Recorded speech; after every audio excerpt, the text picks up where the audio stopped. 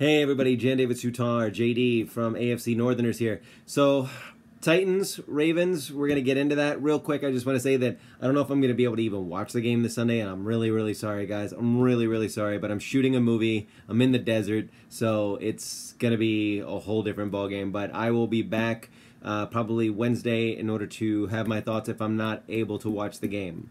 I don't think I will be. But let's talk about this Tennessee Titans versus Baltimore Ravens. So, thinking a lot about this, looking at the offense. So, whenever I'm looking at their defense, especially, I think that really the biggest, scariest thing to me about them is their corners. They've got Adoree Jackson. He's young. He's legit though. Looks good. I think PFF has got him at 13 in the league, and they've also got Logan Ryan, who's number 22. In the league, I think. And there's Malcolm Butler. I don't know. Malcolm Butler he's not really played up to where he should be, but this could be a breakout game from him because why not? So on defense, I'm not super worried about their defense. I think that our offense, if it shows up and plays smart football, that we can totally win this out. Their offense, however, has had a lot of problems. So let's get into that right there.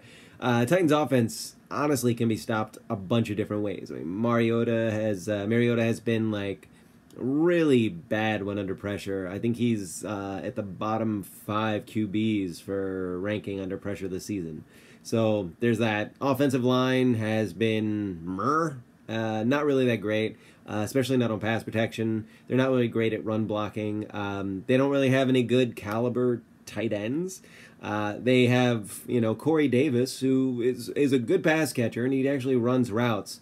And then you've got like one kind of pass catcher who catches screen short stuff. That's Dion Lewis. So honestly, they don't have a lot going for them on offense. I don't see how their offense really gives our defense any amount of trouble, really. And something to keep in mind is that, again, the Ravens have still not allowed a touchdown in the fourth quarter.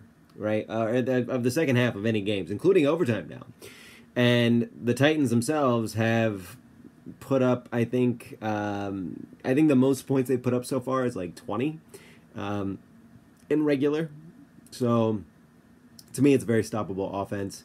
Like the Ravens, though, the Titans do kind of feel like they play up to their level or down to the level of their opponents. So, who knows what happens there. But I will say that, like, basically, if the Ravens can, contain the runs and the screens and put a fast guy on Marcus to stop him from picking off center short and, put, like, somebody there for stopping the scramble, like, make Mosley work for that. Double up on Corey. And, I mean, really, there's no tight end that's a super, super big threat. But, I mean, it's the Ravens, so we'll see.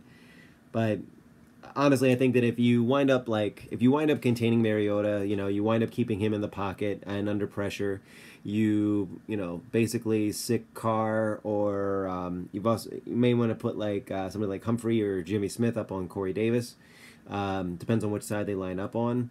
I think that will force deep balls or throws out to the outside, which are basically the lower percentage plays for the Titans. And, their tackles haven't been great. They haven't really been 100%. Their pocket just isn't going to last all day. And, I mean, their receivers haven't really had a great time about getting open. You eliminate Mariota's ability to make the play, it's, pretty much the best way of keeping him from making any moves on that. He can scramble, and if there's an opening there, that could be trouble for us. It's going to be interesting to see what version of Joe Flacco and Marty Mornhinweg show up on the day as far as our offense goes. I don't have a lot of hope. I know that we have just, really... Well, it's the same old story, right? Flacco doesn't really know how to improvise. Marty Mornhinweg is a very conservative play caller. Even with like the things that they were doing with Lamar Jackson, like it looks flashy, but I haven't really seen a lot of gains on it quite yet. But it could be really interesting. I think that this is a winnable game for us. Really, truly a winnable game. I think that this is going to be, I wouldn't call it a blowout, because it's the Ravens. We haven't really had a blowout except for the very first game of the Bills. So I'm going to call this as, I think this is going to be 32, I'm going to say 32-17. I think that they will score. I don't know if they wind up getting into a touchdown in the second half. That'd be interesting, because if we can prevent that, then that's another huge thing for us. I'm going to go out on a limb. I'm going to make the crazy prediction of no drops from Crabtree. I actually believe that, you know, he'll get his head right. However, let's make sure that Alex Collins keeps that ball security going, and you know, I'd like to see what Smokey does whenever he lines up against these relatively well performing CBs. So anyway, guys, I've got to break ranks, get the heck out of here. I really hope that we pull this off. I'm going to be in the desert for the entire time, so I won't be able to yell and scream and cheer. But do that for me. Make sure you comment. Make sure you let me know what your thoughts. Am I wrong? Am I right? Do you agree with that?